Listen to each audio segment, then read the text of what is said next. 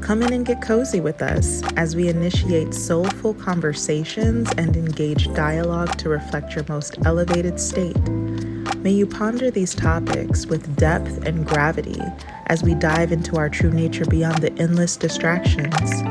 We are all worth so much more than the naked eye can perceive. Okay, so in your time, a week has passed. In our time, maybe 10 minutes.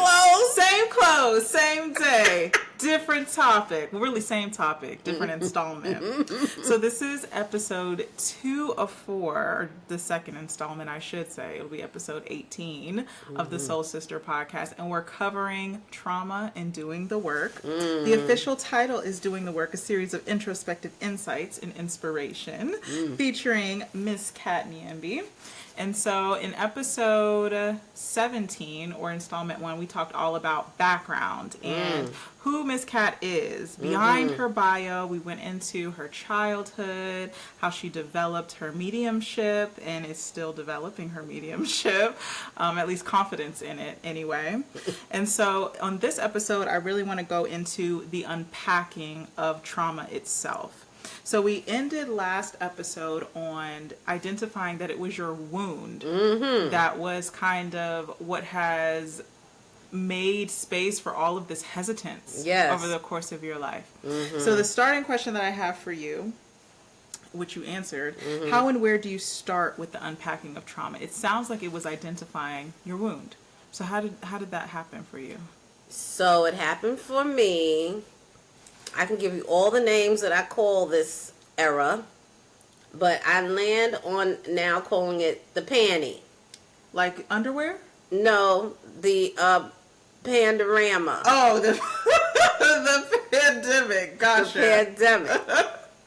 So at some point during the height of the panty, June-ish 2020. So 2019, let's go back to that. I started the Hungry Medium. I started doing readings, playing around on IG and, just doing in-person installations. I was at Girl Trek's stress. Girl Trek! Yes, I was at their stress protest. Were you? I was in Denver, Colorado in 2019. They had me on Facebook interviewing me. Nice. So I'll post that in the description. Oh, the video? I think I still have it. It's on Facebook. Yeah, it was really the budding start to me saying, I'm out here and I'm doing this because the elders, guides are not leaving them alone. People want me to read them. People want me to head these misas. People want.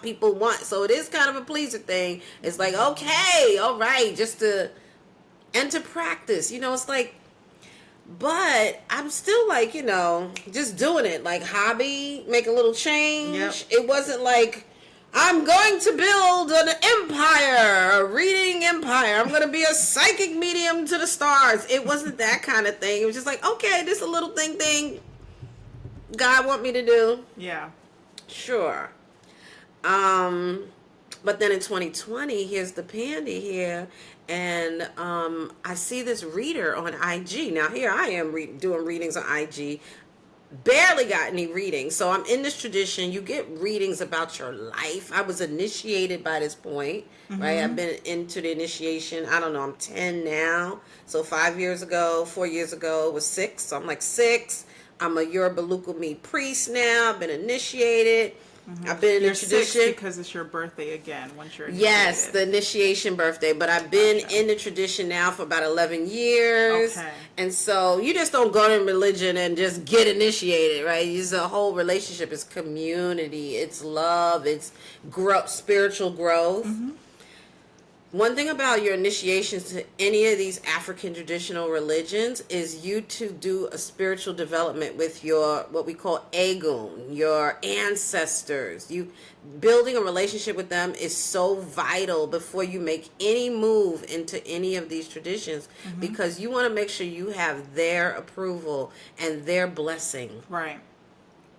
So in order to do that, how do you do that on your own? And this is kind of what we were talking about, spiritual development, right? Through access and learning. So they're giving me good messages, necessarily by readers, but some readings, but nothing like the readings. See, there's what the church would call secular stuff, and then there's church stuff. The same in African traditional religion, because what they would have called me, and I have been called, is a public priest. Now, they're not saying that in a nice way. They're saying that as in a way when we are involved in a closed system. African traditional religions are there's lots of signs. I don't have a checklist. One of them is community. One of them is elders. Right? These are the things to look for when you join something. Okay. Community, elders, mutual respect, but also a veneration of ancestors. I like that. That one is what sets you apart from the cults. Okay. Because you can find a cult with community. You can find a cult with elders. What was the third one I had? Mutual respect, maybe not so much with cults because there's a leader and it's like you people are peasants.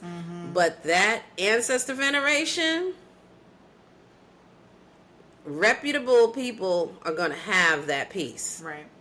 People who aren't reputable are not going to have that piece. It's central to the spiritual experience. Yeah. So anyway, I'm doing. And then in 2020, I'm home.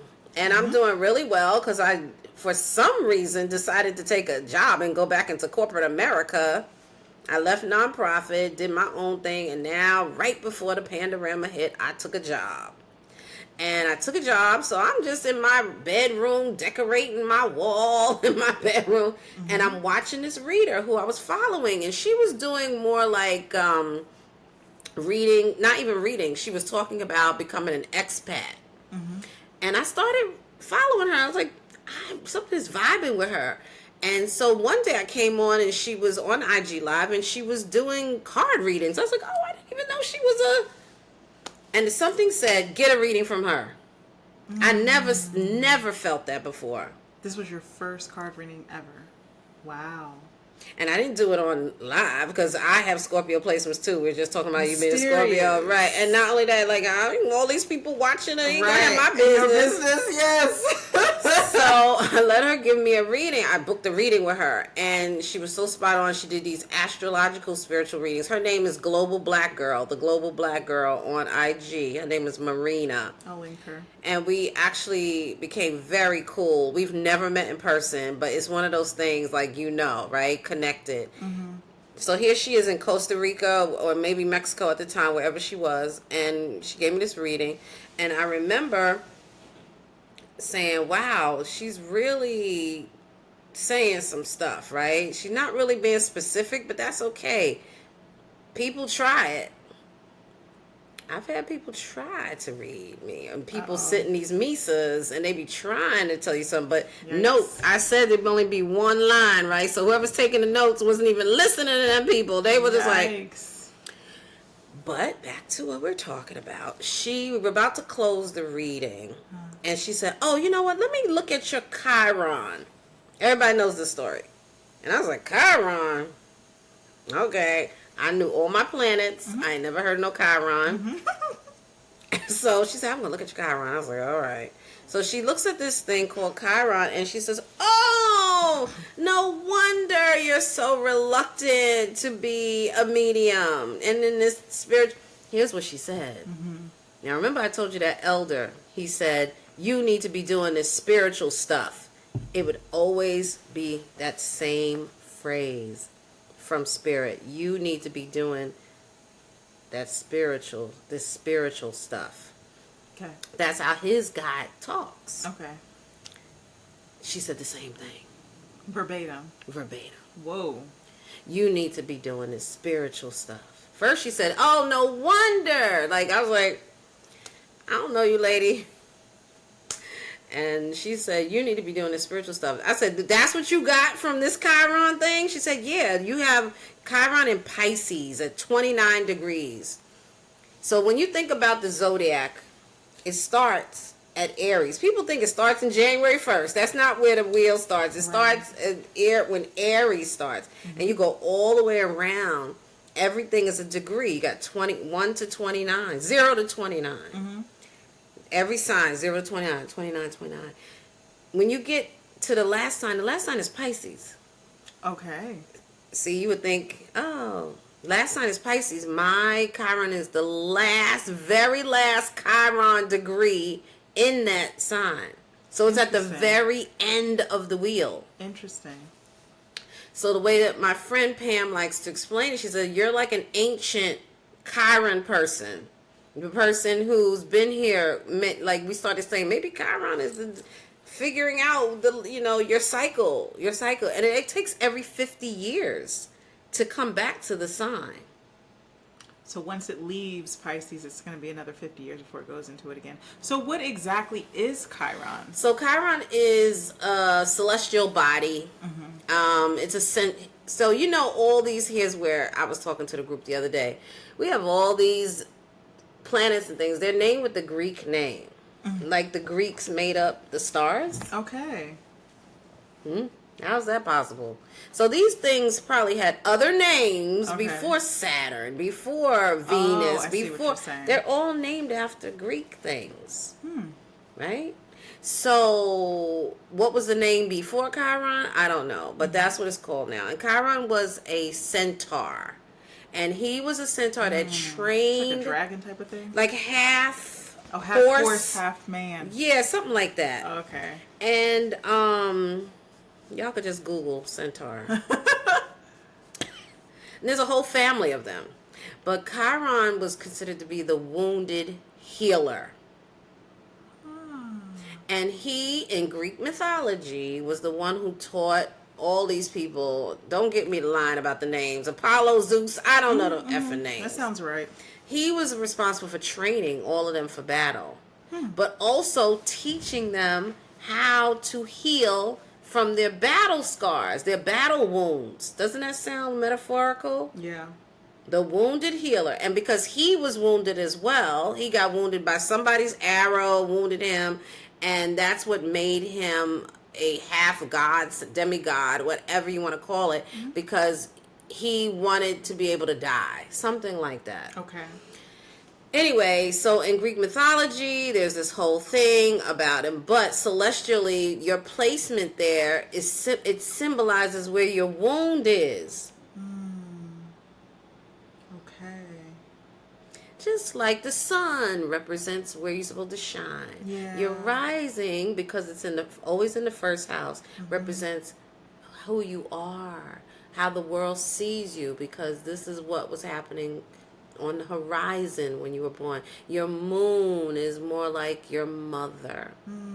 All these things, Venus, beauty, business, something else, money, Jupiter, good luck. These all these planets have a Mercury, communication. So Chiron is healing from a wound. Okay. And yours is in Pisces. Pisces. Which tells you that it's all about spirituality. What do people always talk about with Pisces? Even though Virgo can make an argument, Virgo is the spiritualist sign. Oh, okay. Yes, in many different talking circles. But Pisces is watery, first of all. Yep. Emotional, spiritual. The thing is about the Chiron wound for Pisces, it also relates to self-care. Okay. So your wound is in your ability to care for yourself. Interesting. And so how does that relate to the life experience that you talked to us about in the first episode? How do you kind of process this information and make sense of it when this lady who you don't know is telling you, oh, okay, I understand what's wrong with you, girl? I surely didn't know. I surely didn't know what I know now. When she said, all I took from her was when she said, you need to be doing this spiritual stuff. That's the only thing. And I was like, oh, I know. But it also made me say, yo, this Chiron thing is something, we're on to something. Because she knows what these spirits have been telling me all this time. So that's what I walked away with. Not knowing anything more than Chiron hit the message nail on the head that got me to move towards really being the hungry medium. Still not trauma-based stuff. Just, oh, sure. Okay, I need to be doing this as a business. Yeah. That's all. Just very, I want to say small-minded, but we're not small-minded people. We have blinders. We have a view that's limited. Very limited until you experience things, and then like I like to say, I'm being led by spirit with my eyes were closed back then. They were. But now, fast forward 4 years and doing more research and tapping into my own ish and listening to spirit more. Because I didn't know about the self-care thing. I didn't know that it's also attached to the wound. What causes the wound? I don't know how this works. Maybe you have some insight. But there's causes of the wound. You can't just say, I woke up with this wound. The wound is either nurtured or the wound, meaning that you have a parent who taps into you and feels what your needs are and is not parenting you based on what they didn't have, which is rare. Most parents are going to parent you based on what they didn't or did have. Yeah. Not realizing that your parents' Chiron is totally different than yours. Your parents' Saturn is probably their life experiences. Then you got two of them with conflicting wounds. It's a lot. You're not focusing on the child's needs. You're just focusing on what you think the child needs, right? Yeah, I can definitely relate to that. So what do you do with this information, Kat? Like, how do you sort of put together the pieces now that you know what your Chiron is? How do you unpack that? First step is to embrace, and that takes a long time. It can. I have had conversations where I use this app I know nothing about astrology. When I first do Chiron, I was like, I don't even know astrology. I know my sign. That's all I knew. So little by little, you get people. So this is advice. Little by little, let's say everybody gets to know their Chiron, which is what I would love for all Black women, Indigenous women, and femmes to know their Chiron. And then you got to really sit with yourself. That's the hardest part. I feel like I just explained in a previous episode, and I'll reiterate here, that I fought the notion of being a spiritualist. I fought the notion of helping other people with it. So you see how this road, I did that before I knew about Chiron. So of course I'm going to still listen to what y'all say.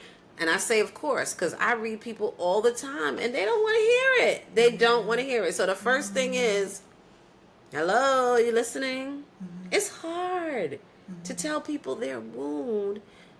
And then you can't expect someone to say, okay, yeah, I get that. Some people are tapped in and ready, and some people are just not ready. Not that it doesn't resonate. It's just that they're not ready. So you're going to make up all kinds of excuses. Well, my mother and my father. It's like, no, baby. No. Come on now. You're an adult. Yes, they didn't do it. Now what do? How do we reparent ourselves? And that's knowing your Chiron and having compassion for yourself. That is the work. How did that look for you, that process of sitting with that information and embracing it? It started with a lot of grief. Grief because? Grief that got bubbled up because of so here we have the panorama. So here we have me knowing my Chiron, me admitting to be the hungry medium, me getting paid and rewarded so that I could move to Philadelphia and be at home and be free and learn. And then I started learning about Sacred plant medicine. Okay. That's a huge one. The ayahuasca. Well, I haven't done ayahuasca, but even the mushrooms, Okay. psilocybin. Okay. The mushroom journeys are what really put me on track, because, you know, people have these big epiphanies when they go and take these in a ceremonial way. Mm-hmm. I think it's important. My biggest push is that if you're going to do these sacred medicines, you should be doing with responsible people that are serving it as medicine. Yes. Not like back in the days when we used to be like, not me, because I was goody two shoes.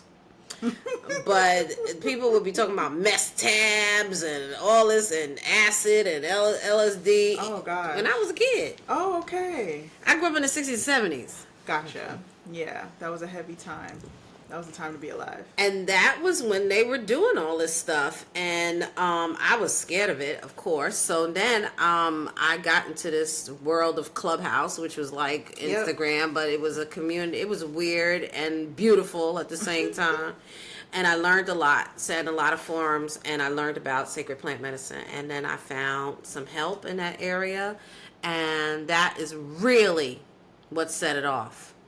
Do you feel like you were guided towards, okay, let me use this medicine as a modality? Yep. Okay. Absolutely. Okay. Absolutely.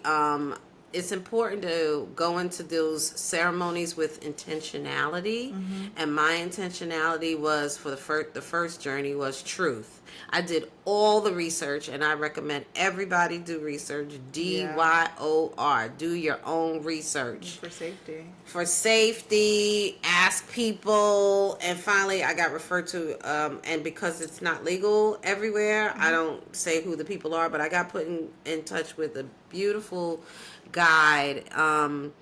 And that first journey was wild for the night is the only term I could think of. It lasted forever, but one of the things that I came out of it thinking, not knowing, thinking, is that I was still in major grief over my mother dying, especially the way she died. And we were so connected. I think she had Chiron and Scorpio, which is a whole nother story. I get mixed up which one she had, but I never got to know her. You know what I mean? And so the grief, and then we talk about self-care. Self-care sounds like, oh, I didn't go to the spa or this, whatever. Yeah. When as a child, self-care means that I was put in charge of myself. Especially as a Gen X latchkey kid, my kids didn't become latchkey kids until much later in life. I was a latchkey kid early. Yeah. And there are a lot of things my mother, and maybe we'll talk about this in a future episode. It's the trauma house that I was born into. Okay. It's almost like being born into the Addams family. The physical house you're talking about, or the spiritual house? No, my house that I grew up in, because of the tragedy that occurred there before I died. Everyone. I'm sorry. Wait a minute now. Hold on now. I know Halloween's coming up, but I am not ready for that exactly. Cat. What we doing? That was a slip. Cat. You good?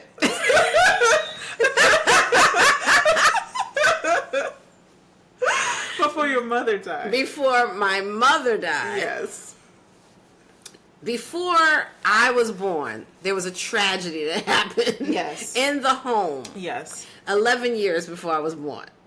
So, in my initial... Oh, you grew up in that house. I was born into that home. Yes. Okay. Yeah. And you don't really know. There's a lot of energy. Yes. And it's like, I said the Addams family, but it's, jokingly, but it's not. It's different. It's like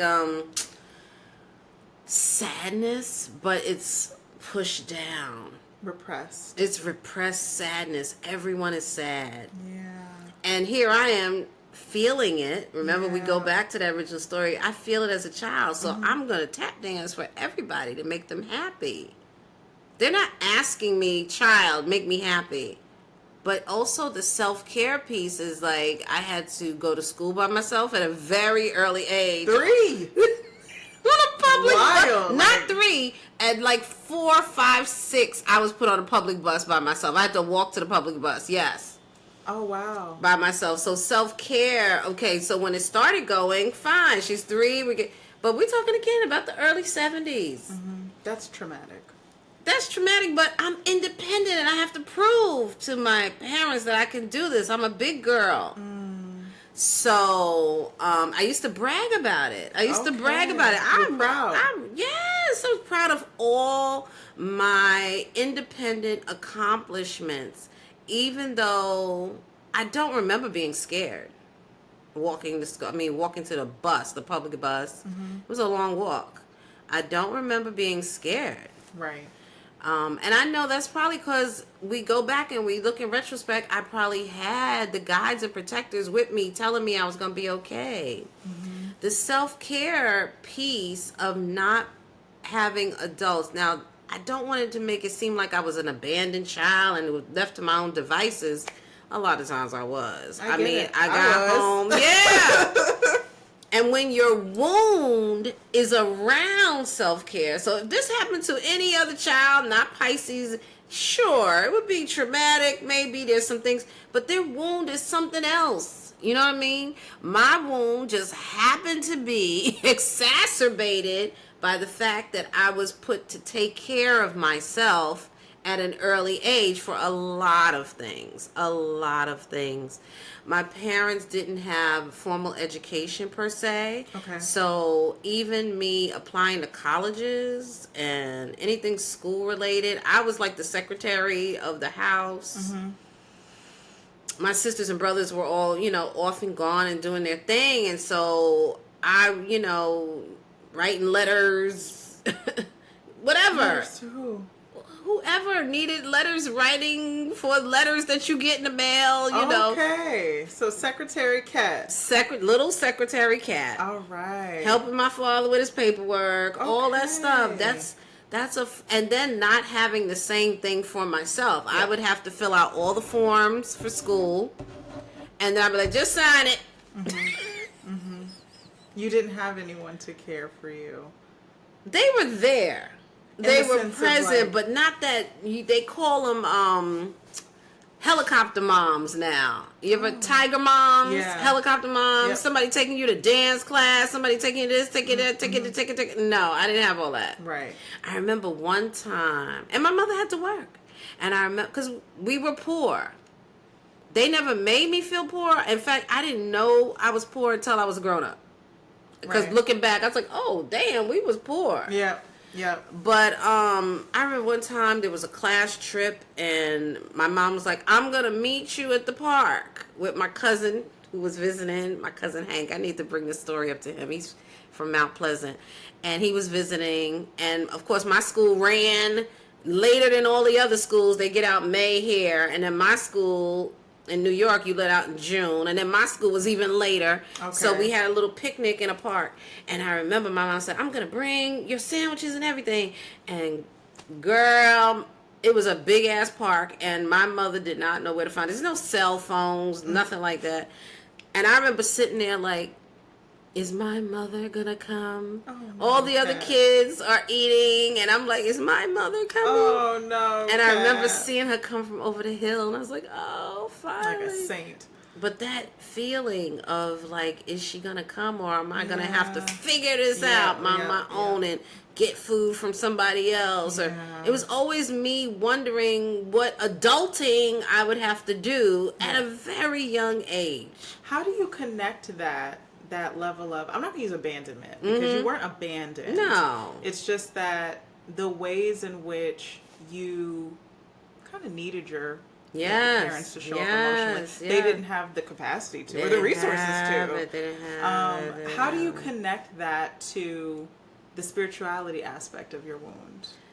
Well, I think it was because of the spirituality part that I was protected, even, this is why, this is what I want to mention is that one of the slogans that I used to say all the time about the Hungry Medium brand is that we are all mediums. And I think that is definitely true. We're all connected. We all have source. We all have inner child. Mm-hmm. We all have these chakras that are aligned to specific energies. Yeah. I believe that if there was a movie or a television show, there probably is, like, probably tons of them. And I loved anything that had to do with witches and, you know, like Bewitched and all these things. But they never had, like, The Ghost and Mrs. Muir was one of those shows where this lady lived in this old house and she had a ghost that followed her everywhere. Interesting.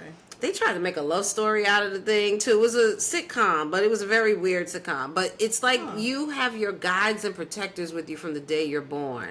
And the spirituality thing is that I feel like as a child, I leaned on them and they were there to protect me, to make sure I got from point A to point B safely, make sure I didn't lose my key so that I couldn't get in the building, make sure when I was in various dangerous situations, honey. I grew up in 1970, 80s Brooklyn. Yeah. At the start of rap, not hip hop. Rap. 80s came the AIDS epidemic. Crack. And I made it out like a fresh little rose in a sense, you know. So I feel like spirit. I also suffered from asthma as a child, severe asthma. And somehow I didn't die in the emergency room. Sometimes I feel like I probably did die in the emergency room. What do you mean? There were moments I don't remember. I used to get eventually rushed to emergency room, and they didn't take you right away back in those days. Okay. You couldn't breathe. You had to sit in the waiting room.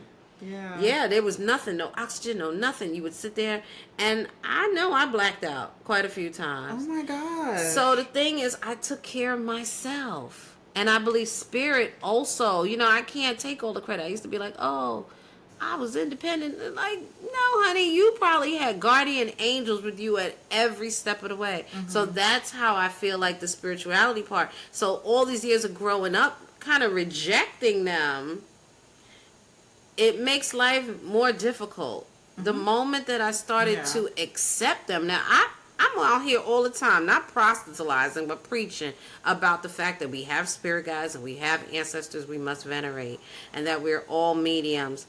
Now, do I believe that for everybody else? Yes. Did I believe it for myself? No. This is the part. This is the part. It's like I believe this wholeheartedly. I have seen evidence. We used to call it evidencia. I have seen it. I've seen it. Yeah. I'm a witness. I'm a witness in my own life. I could testify. But it's just like, you know, an airplane works. You don't know how it works. You get on it, but you still could be scared. Right. Because you know you got to get from point A to point B. Yeah. That's really fascinating, Kat. I kind of want to switch gears into like localization of trauma, because I know that that's something that we talked about, and I'm wondering if, like, through your explanation of how your hesitance and your Chiron and Pisces showed up through not wanting to accept your guides for so long, if that had any bearing on, like, nature, like the nature in your DNA and the localization of that. Do you mean health-wise? Yes. So, but also energetically, you know? Because, like, patterns repeat themselves. Yes. From generation to generation. So is it something that you inherited? Oh, absolutely. I really feel like, so when we talk about intergenerational racialized trauma, I believe your life as a spiritualist is also generational. And again, since everybody's a medium, you could say my grandma was a big spiritualist. You could say that, right? Oh yeah, people used to come to the house all the time and get, but then your mama wasn't doing none of that. And that's because of whatever, her denial, So then here I come, and my sisters and my, you know, my brother, who ended up being a Babalao, so you can't disconnect. It's in the family. Absolutely. But my mother decided, you know, she may not have used any of her powers. She decided to go through the church. Her healing gift was in other ways. Why me? I don't know. No one else in my family. My brother passed away. Both my brothers are now gone. Okay. And no one else in my family is doing this work, except I have a niece who is also initiated. But no one else is doing this ancestor veneration work. And I wouldn't say it skipped. My mother was always good about going to people's funerals. She probably could have been a death doula, my mom. Mm-hmm. She was really good about handling death. Now, in retrospect, I don't know how. Mm-hmm. But also, I feel like, I'm a breast cancer survivor, as you mentioned. So health-wise, I think it manifested. Do I think that somehow my repression could have possibly caused breast cancer? I've never explored that. But what I can tell you it does affect is your mental health. Okay. This is where it gets a little tricky, because part of the wound, part of Chiron and Pisces, is illusionary stuff. The escape, the coping mechanism for people with Chiron and Pisces. Mm-hmm. And what I want to say is this is a span. So there's people like me and older who have, within an 8-year span, 6-year, 7-year span, who have the same Chiron, because it's when you were born. Mm-hmm. I know that a lot of us struggle with escapism. Yes. How could we not? Look at the world we live in. There could be drug overdose use. Now, this is all stuff I didn't know before I went on a plant medicine journey. But what people don't understand about plant medicine and any form of plant medicine is that they are not drugs. They're medicine. So the kinds of they're not addicting. The things that are addicting are like opioids or cocaine, heroin, crack. Yeah. Dare I say tobacco drugs as well? Even though tobacco could be used ceremonially, mm-hmm. There, alcohol, a lot of the lab drugs, manufactured drugs. All of those things is what that come from the earth that help you with escapism. Yeah, that are addicting. Right, because they're designed to be. Yep. So these are some of the coping mechanisms. So when you say internalizing or things like that, I think that I forgot what term you use. Localizing. Yes. I think mentally it's difficult to be a spiritualist. Yeah. And I'm going to say, for the record, a spiritualist of my caliber. Mm-hmm. No, I mean, mm-hmm. that 80% got me to tell you that. Mm-hmm. That I know for a fact that it's often difficult to discern between reality and what is reality. Because the things that I know and still aren't able to vocalize to the community, because some of the stuff just sounds so out there. So it's almost like the confidence, that little 20%, has to do more with you sound crazy. You know what I mean? Because there's one thing to believe in spirit. There's one thing you speak to. People admit to that. I speak to ghosts. When you start talking about Matrix and where we live in the Matrix, dimension jumping. Oh yeah. Remote mm-hmm. Viewing, metaverses, mm-hmm. Multiverses. When mm-hmm. you start, it's a little too much for a lot of people. We actually had a conversation on this. Soul memories. Oh, I missed that one. So we do a live. It's on Instagram. You can access it. Yeah. Take a little break. I'll be back. Yes, but I don't understand it. Right. But it makes complete sense. Yes. Yes, I feel like there's like thousands of iterations of my exact life. Absolutely. Dying and reorganizing itself. And also, what level are we in the matrix? Like, I like to make a joke about social media. Like, I went and I'm taking a break from IG, and that's IG level, right? I was on FB level. I was Facebook. Yes. I was on MySpace level. There's levels of this, and now I'm on a substack level. So it's like I was in the metaverse, you know. There's levels to the metaverse is what really kind of helped me realize the whole Matrix thing. But that's when you're like in that doubt area, like, come on now, stay down to earth. You see, I got my earth, this tiger's eye to keep me grounded here, because I already said when I died. And the thing is so funny. And let me know. The thing is, let that rock go. You know what I'm saying? So funny about that. That shit don't even faze me. I be like, oh yeah, I said that. And some of the things I say could be a little out there, and it's leveling. It's leveling. And that's why I'm in therapy, because the therapy is what helped me realize that the message started to go from, here's what your guides are saying about what you should be doing and who what job you should have. It went from that to more talking about, where's the wound on this person? Yeah. And then I started to realize, hey, you're wounded too. You need to start looking at yourself a little bit better.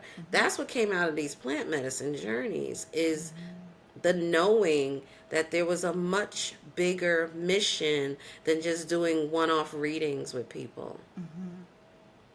And just giving them, like, here's some mission work you should do. Still good readings, but if it's not attached to the person's wound, I won't say it's not useful, but it's almost like giving someone history homework when they are a weaving major.